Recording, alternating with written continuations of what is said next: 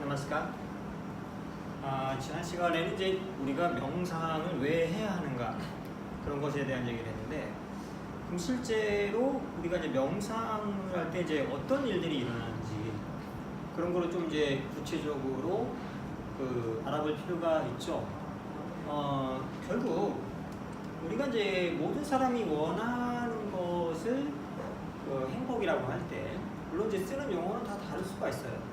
다 다를 수가 있지만 궁극적으로 행복이라고 할 때, 행복이라고 하는 것은 사실은 우리 마음에 이제 만족스러운 그러한 상태죠. 만족스러운 상태인데, 그럼 예를 들어서 우리가 이제 행복을 느낄 때 실제로 우리 내부에서 어떠한 변화가 일어나는지를 조금 더 구체적으로 살펴볼 필요가 있죠.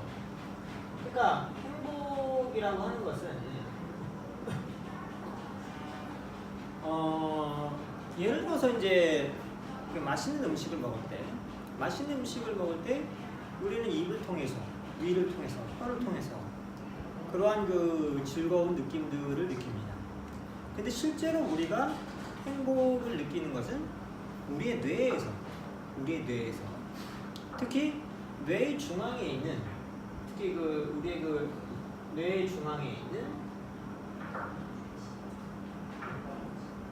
이 송과체라는 영역에서 느끼게 됩니다. 우리는 입을 통해서, 혀를 통해서 그 맛있는 음식을 즐긴다고 생각하지만 실제로는 느끼는 건 모두 이 우리 뇌 중앙의 송과체에서 느끼고 있어요. 그러니까 우리가 입을 통해서 느끼는 그 맛있는 음식들은 이 혀에 있는 신경세포들을 통해서 이 뇌에 전달이 되죠. 당연히 뇌에 전달이 되고, 그 모든 신경세포를 통해서 전달된 뇌의 정보를 통해서 우리는 행복을 느낍니다. 이것을 이제 조금 더 전문적으로 설명하면은, 여기서 느껴지는 이 감각, 맛있는 거, 즐거움, 이러한 감각들은 철학적으로 이제 감각 소요라고 해요.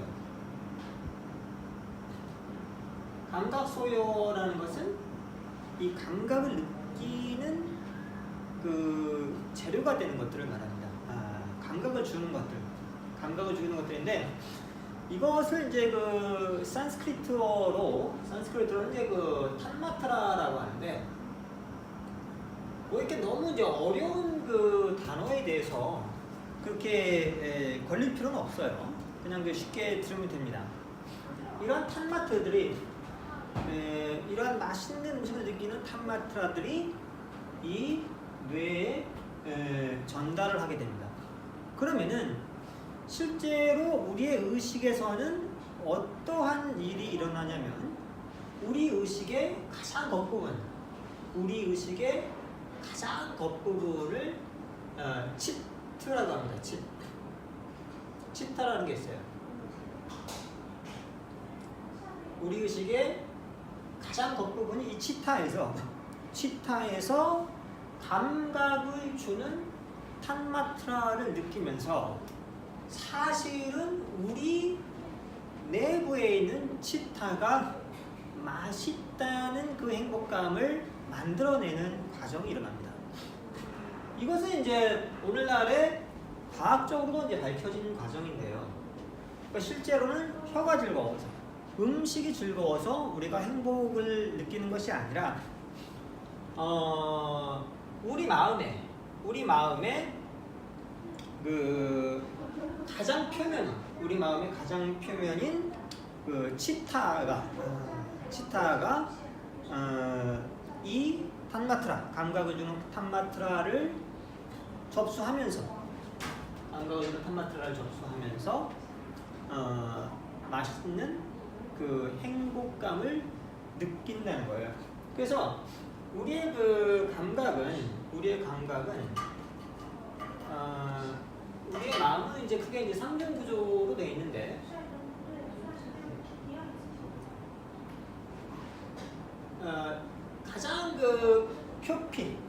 표면의 마음은 치타, 그리고 그 안에 아함이라는 게 있고요. 그리고 그 가장 내면에 마핫이라는 게 있어요. 그러니까 요 의식의 삼중 구조에서 마핫이라는 것은 인간의 존재감, 자기가 존재한다는 느낌을 느끼게 해주는 겁니다. 그러니까 마핫은 내가 존재한다는 느낌, 그것을 마핫이라고 할 수 있어요. 우리가 이제 자기가 존재한다는 느낌을 고요하게 자신의 마음을 돌이켜보면 느낄 수 있죠. 인간은 그 자신의 의식을 의식할 수가 있어요. 인간은 자신의 의식을 의식할 수가 있어요. 그리고 인간이 자신의 의식을 의식해볼 때 자기가 존재한다는 존재감을 더 생생하게 느낄 수 있습니다. 그리고 요 마핫보다 더 표면적인 마음이 이제 아함이라는 건데, 이 아함은 인간의 이성적인, 주로 논리적인, 우리가 일상생활을 하면서 느끼는 이러한 논리적인 일상적인 마음의 상태를 아함이라고 하고, 치타는 가장 표면적인, 주로 이런 감각기관을 통해서 느껴지는 그러한 마음을 그 치타라고 합니다. 그래서 보면은 동물들은 이 주로 요 치타가 개발되어 있어요. 동물들은 다 감각적으로 본능적으로 움직이죠. 치타가 개발되어 있고 요 아함도 약간 개발되어 있는 반면에 동물들은 자신의 존재감인 마핫은 잘 못 느낍니다. 그렇기 때문에 아무리 그 진화된 동물이라 그래도 자기가 동물이라는 것, 자신의 존재, 자신의 정체성은 알기가 어려워요. 동물 중에서 가장 진화된 동물로 우리가 어떤 원숭이나 개, 소 이러한 동물들을 볼 수가 있는데, 우리가 집에서 예쁘게 기르는 개들, 반려견들을 봐도 너무 예쁘고 사랑스럽지만 그 개는 자기가 개라는 거, 내가 개구나 이런 느낌은 사실 없어요. 뭔가 자기를 항상 쓰다듬어주고 자기에게 밥을 주는 어떤 존재가 자신의 주인이라는 걸 느끼죠. 개들은 동물 중에서 복종심이 굉장히 강한 동물이기 때문에, 사람을 잘 따르는 동물이기 때문에 자신에게 매일 밥을 주는 그 어떤 자기보다 크고 강력한 존재가 자신의 주인이다. 뭐 사실 의사소통을 하는 건 아니지만 그 존재가 자신의 주인이고, 그 주인에게 복종하고자 하는 마음, 그 주인에게 사랑받고자 하는 마음들이 보통 개에게 있죠. 하지만 자기가 개라는 것을 느끼는 그러한 정체성은 사실상 개들에게는 거의 없습니다. 왜냐하면 동물들은 거의 이 맛이 개발되어 있지 않기 때문에. 인간만이 이 맛이 아주 발달되어 있어요. 그렇기 때문에 자기 자신이 인간이라는 걸 알 수가 있고, 우리가 궁극적으로 신과의 합인, 영원한 행복을 추구하는 것도 결국 이 인간이 이 마핫을 갖고 있기 때문에, 아주 고도로 발달된 이 마핫을 갖고 있기 때문이죠. 그런데 우리 의식의 상중 구조에서 요 치타가 바로 이런 그 감각을 느끼는 부분인데요. 이 치타는 이러한 감각들, 우리가 이런 감각 수요들이 신경세포, 신경계를 통해서 전달될 때, 이 치타는 자신이 느낀 것을 하나의 이미지로 만들어요. 그러면서 우리가 그 행복감을 느낄 수 있게 해줍니다. 그러니까 예를 들어서 우리가 어떤 책을 보거나 만지면은 우리는 실제로 그 책을 본다, 이 책을 만진다 라고 생각하지만, 우리가 실제로 보는 것은 그 책이 아니에요. 그 책이 아니라 우리 마음의 가장 표면층인, 우리 마음의 가장 표피층인 치타가 만들어낸 그 책의 상을 보고 있는 거예요. 이것은 좀 철학적인 얘기이기 때문에 조금 어려울 수 있어요. 놀랍게도